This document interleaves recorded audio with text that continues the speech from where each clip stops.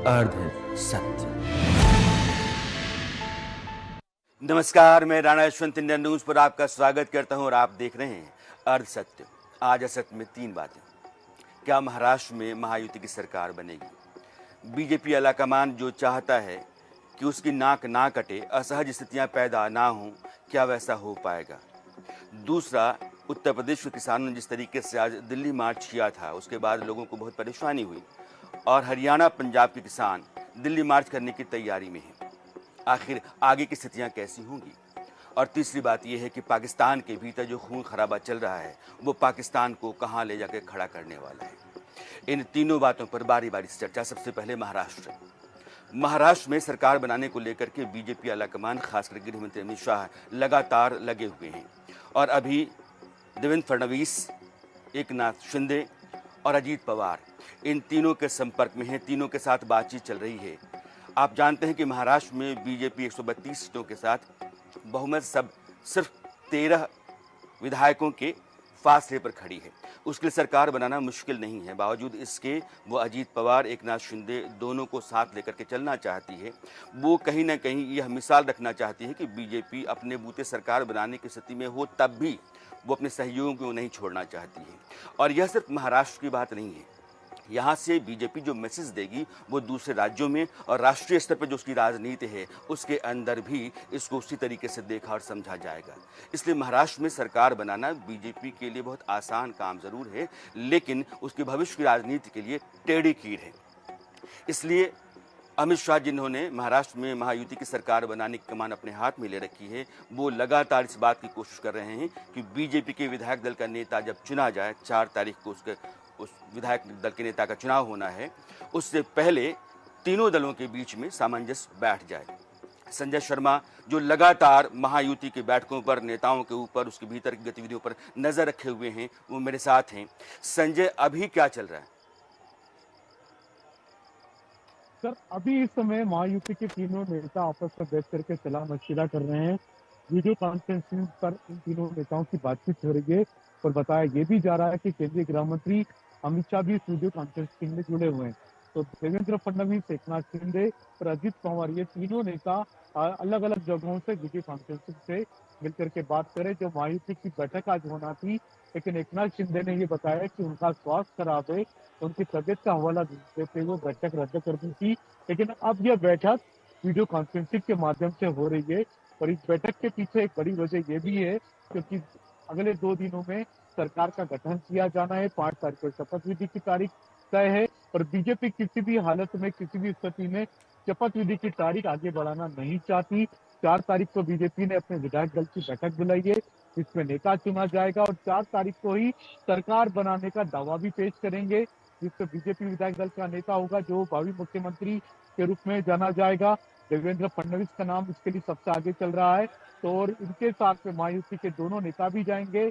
अजीत पवार और एकनाथ शिंदे राज्यपाल से मिलेंगे और सरकार बनाने का दावा भी पेश करेंगे।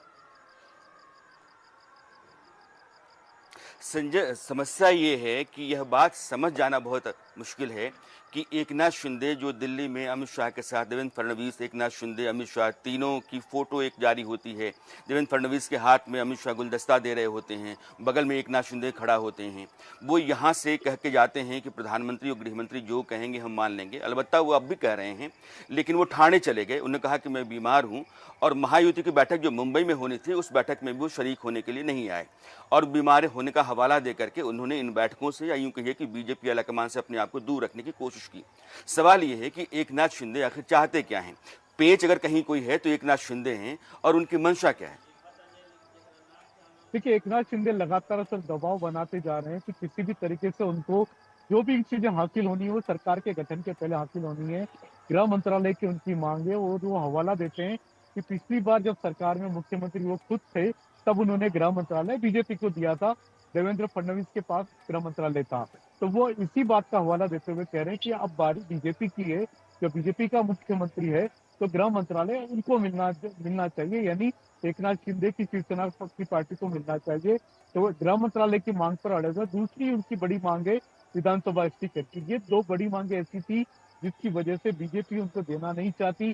गृह मंत्रालय देवेंद्र फडणवीस मुख्यमंत्री के तौर पर खुद अपने पास रखना चाहते थे और बीजेपी अभी भी गृह मंत्रालय देने के लिए तैयार नहीं है एकनाथ शिंदे को। इसी वजह से वो नाराजगी जताते हुए पहले सतारा चले गए, दिल्ली से जैसे मुंबई या सीधे सतारा चले गए अपने गांव, 2 दिन वहां पर बिताते हैं। अमित शाह उनसे फोन पर बात करते हैं, उनको बनाने की कोशिश होती है।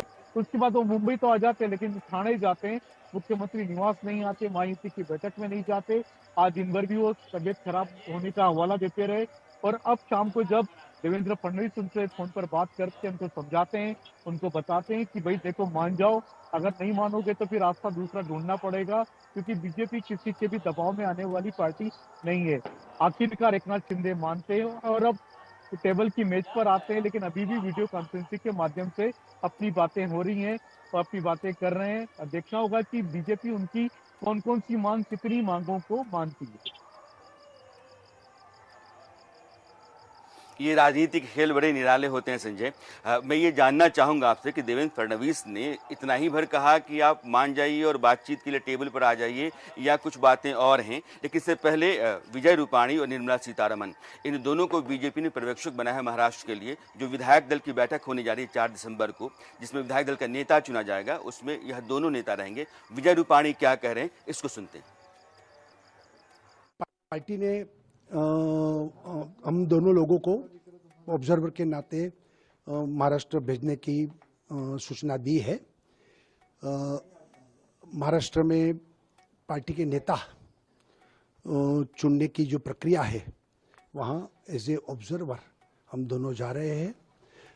अभी केंद्रीय कार्यालय बताएंगे कि वहाँ संसदीय दल की बैठक कब होगी, किस तारीख को होगी, तभी हम लोग वहाँ जाकर सबको मिलेंगे और फिर पूरा हाईकमांड को बताएंगे और फिर हाईकमांड जो कहेगी उससे हम वहाँ के नेता चुनते हुए जाहिर डिक्लेयर करेंगे। नहीं, प्रोसीजर तो यही होती है कि सब संसदीय दल की बैठक होती है, उसमें सबका मत जानने की कोशिश करते हैं। जो जो प्रस्ताव आएंगे उस पर विचार होगा और बाद में अगर सब लोग सर्वानुमते बताएंगे तो उसको ही हम नेता की तौर पर डिक्लेयर करते हैं। वैसे पार्टी में तो कोई चुनाव तो नहीं होता है, सर्वानुमत और सब तय करते एक साथ। संजय, विजय रूपाणी ये कहते हैं कि विधायक दल की बैठक होगी, उसमें जो भी नेता सर्वसम्मति से चुना जाएगा वो